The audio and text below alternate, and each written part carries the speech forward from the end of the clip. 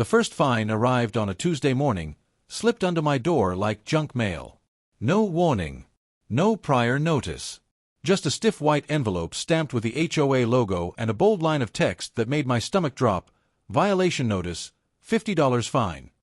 According to the letter, my trash bin had been visible from the street outside of approved hours. That was strange, because trash pickup wasn't until the next day, and my bin was exactly where it had always been. I figured it was a mistake. HOAs made those sometimes. I paid it online and moved on. The next morning, there was another notice. Same violation. Another $50. I checked my security camera footage and confirmed what I already knew. No trash bin, no violation, nothing. I emailed the HOA office with screenshots attached, polite and direct, asking them to correct the error. No response. Instead, the following day brought a third notice, this time $4.100, citing continued non-compliance. That's when I realized this wasn't an accident. This was a strategy. By the end of the week, the fines were coming daily. Each one referenced a different vague violation: grass height, exterior appearance, unauthorized items on my property. None included photos. None listed dates or times. Just amounts that kept climbing. $50 became $100. $100 became $250. When I finally called the HOA office, the woman on the phone sounded bored, like she'd had this conversation 100 times before. She told me the fines would continue until compliance was achieved, and warned that unpaid balances could lead to a lien on my home. I asked to speak to the HOA president. 2 days later, he finally called me back. His tone was calm, almost smug.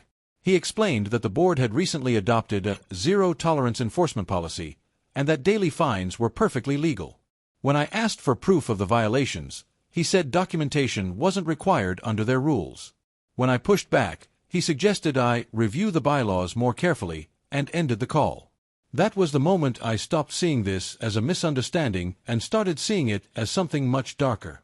Within a month, the total balance had crossed $8,000. The online portal showed line after line of fines, some issued on weekends, some dated on days I hadn't even been home. I noticed something else too. The descriptions were copy-pasted, identical wording every time, as if no one had actually inspected my property at all. Neighbors started whispering. A few quietly admitted they were dealing with similar fines but were too scared to fight back. "They always win," one of them told me. "Just pay it." That didn't sit right with me. I requested a formal hearing, which the HOA scheduled 3 weeks out, conveniently allowing the fines to keep accruing in the meantime. When the day finally came, the board sat behind a folding table like a jury that had already made up its mind. I presented photos, timestamps, and camera footage. They barely looked at it. The president declared the evidence inconclusive and upheld every fine.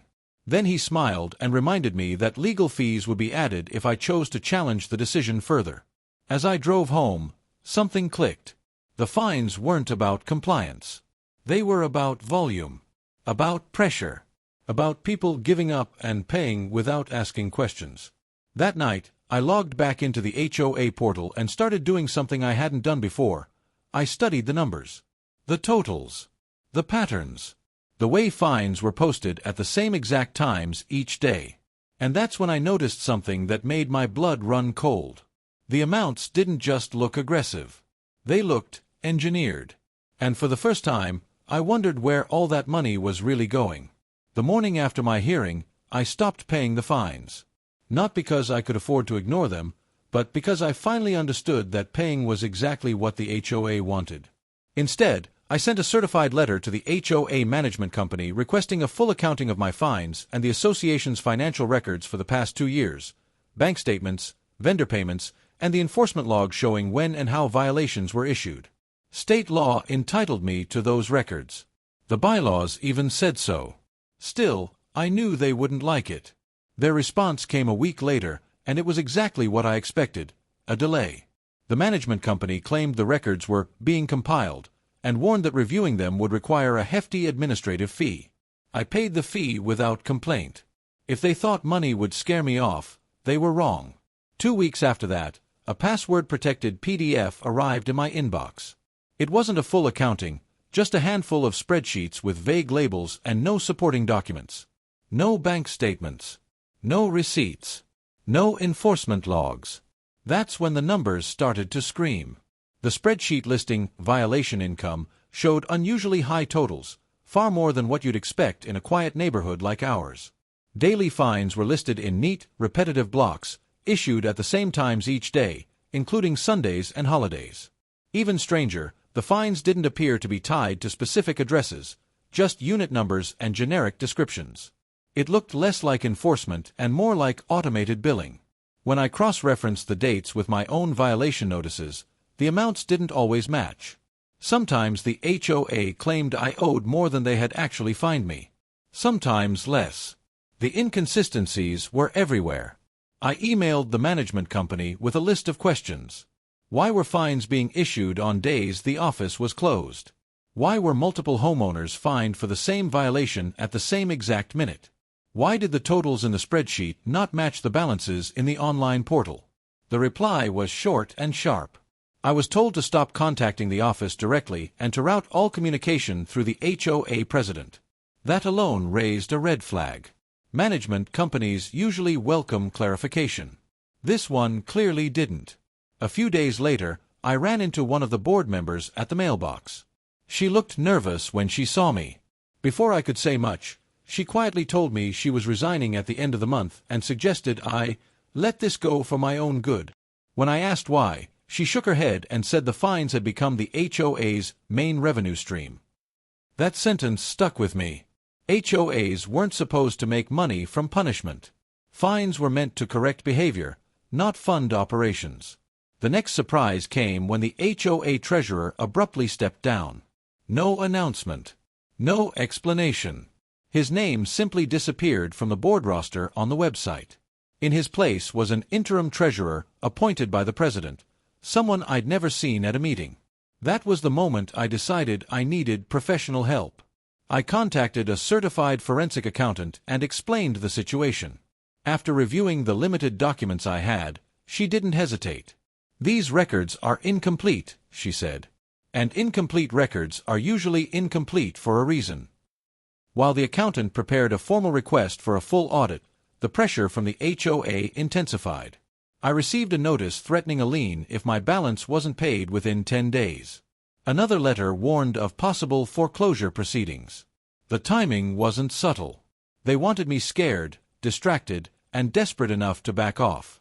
Instead, it had the opposite effect. Every threat only confirmed that I was getting closer to something they didn't want found. The audit request was sent by certified mail and email, citing state statutes and deadlines for compliance. This time, there was no response at all. No acknowledgement. No denial. Just silence. Then, late one evening, an envelope appeared in my mailbox with no return address.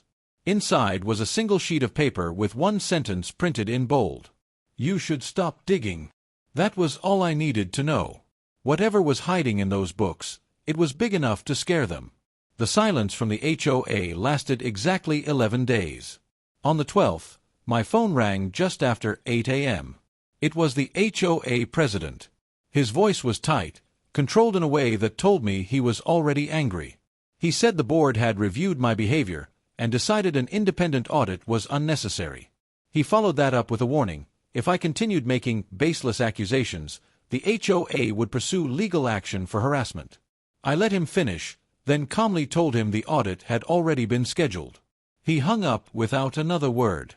2 days later, the forensic accountant began her work using the limited records we already had and public filings the HOA couldn't hide. What she found almost immediately was a pattern.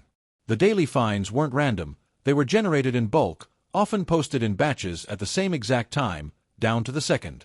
That meant no one was inspecting properties. The system was designed to produce violations automatically.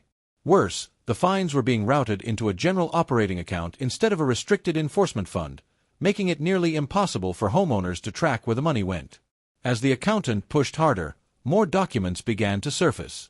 Bank statements revealed recurring payments labeled as consulting fees and administrative services, issued monthly and sometimes weekly.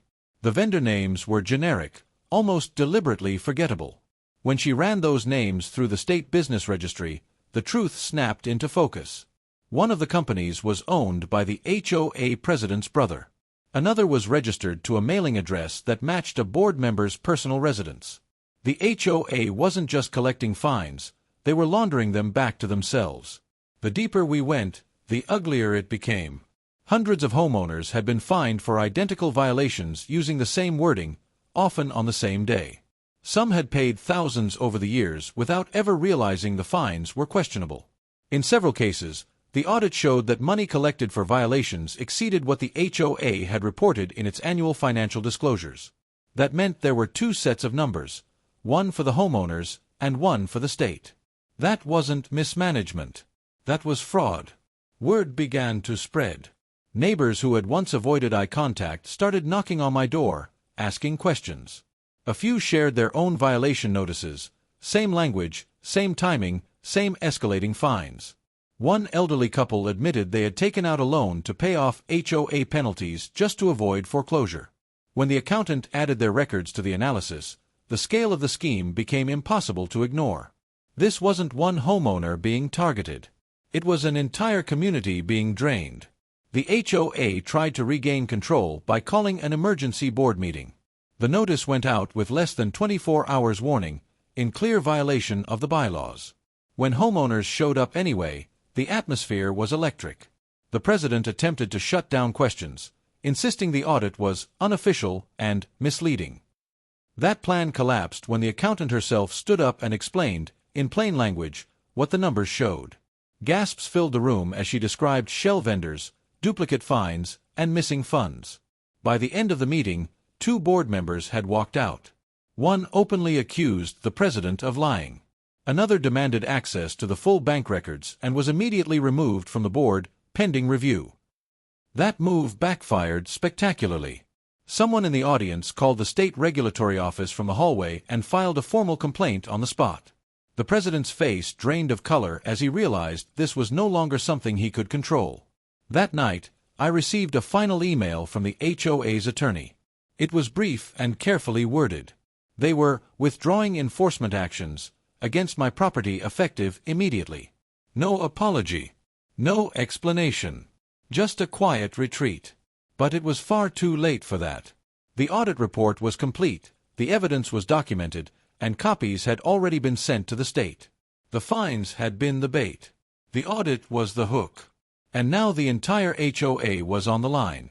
The first official notice from the state arrived less than a week later. It wasn't addressed to me, it was addressed to the HOA. A formal investigation had been opened into the association's finances, governance practices, and enforcement procedures. Copies were sent to every board member and the management company. Within hours, the HOA's online portal went offline. By the end of the day, the president's name disappeared from the website entirely. No announcement. No explanation. Just sudden erasure. The management company was next to run. An email went out claiming they were terminating their contract effective immediately due to reputational risk. Translation: they didn't want to be anywhere near what was coming. Without a management company, the HOA's day-to-day operations ground to a halt. Violation notices stopped. Fine postings ceased. Even routine maintenance requests went unanswered. The system that had once buried homeowners in threats suddenly went silent. Then the bank accounts were frozen. The state investigator issued an order preventing any further disbursements while the audit was reviewed.